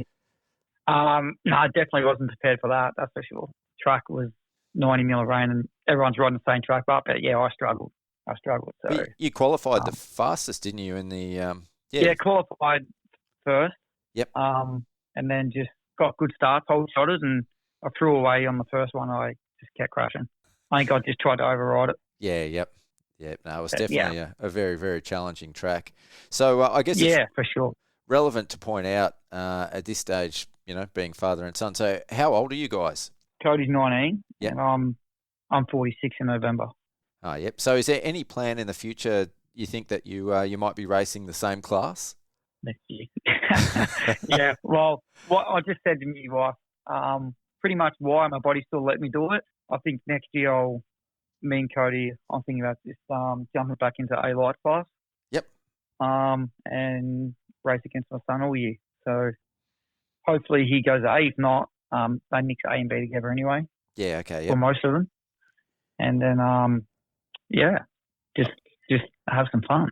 That would be actually cool, I think, racing the same motos together but not being in the same class. I think that would actually be, that might even be better. Yeah, probably. Yeah. Yeah, probably be good. Just like why I still can, it's not much fathers and kids can actually be in that, to be able to do that, I suppose. So I'm like, well, it'd definitely be fun. Certainly not at that level, that's for sure. It's, I think, you're a bit of an enigma, both of you guys, being able to race. But there's obviously something in the blood that makes you both go fast. Yeah, well, I don't know. We just need to. What I got to do is just stay more consistent. Yeah. Like in your training and eating, and you know what I mean. Stop being on and then being off. I need to click on and push on. Yeah. Well, it's not easy, but I think you've got plenty of potential and plenty of years left still. The way that you're riding at the moment, for obviously that goes for both of you. So before we wind up the interview, is there anyone that you'd want to give a shout out to or thank that supports your program? We've got I've had a mate of mine named Barry Francis. His name's Doug. He's helped us out for years. For the last 10, 12 years. Barry Francis is one, and then Choice that does our suspension now. They've helped us out a heap. Yep. And then your mate Brad and Tyson from Empire. That definitely made life a lot easier. And that's about it. Just pretty much his mum and my wife putting up with both of us. It wouldn't be easy. Yeah. Especially if we both come home with a bad ride. It's pretty miserable. Oh yeah, pretty upset. No, all good. Well, thanks heaps for coming on the podcast, guys. It's been an absolute pleasure having you on, and look forward to seeing you out on the track again soon. Thanks for the call. Thank you. And that wraps up the last of our Peter Stevens VIC MX recap shows presented by MotoCred for 2024. It's been an absolute pleasure going to all the races, taking photos, chatting with riders and their families, and of course, hosting these podcasts. I'd like to give a massive thanks to Luke McDonnell, Dean Mosig and the team at Peter Stevens and MotoCred for backing the series, as well as these recap shows, as well as Joe Stevens and the team at Inside Dirt for their part in promoting the series. I also need to give a massive props to the whole MV-MX committee and everyone that's helped with putting the series together, as well as running the individual events. Kirsty Petschauer, Nikki Hollyoak, Kenny Watts, Darren and Caroline Garlick, Michael Burns, Mark Hancock, Jared Toohey, Jason Batten, Heath Kimber, Danny King, the Morleys, and everyone else from the hosting clubs. And there's probably a bunch more that I've missed. These guys have all done a phenomenal job and have well and truly elevated the Victorian Motocross Championship to another level. I'm already hanging for next year. Well done to all the riders that came from near and far to compete as well. You guys are definitely an inspiration. And thanks to everyone that has ordered photos and edits throughout the season, which has allowed me to make it to all the events. And finally, thanks to my guests on this episode, Kenny Watts, Dean Mosig, Charlie Rewse, Seb Bartlett, and Corey and Codi Vanderlei. Please make sure you subscribe to Mental for Moto wherever you get your podcasts, as we've got some more great shows ready to release over the coming weeks. That's it from me. I've been your host, Pete Wolf. Until next time, see ya.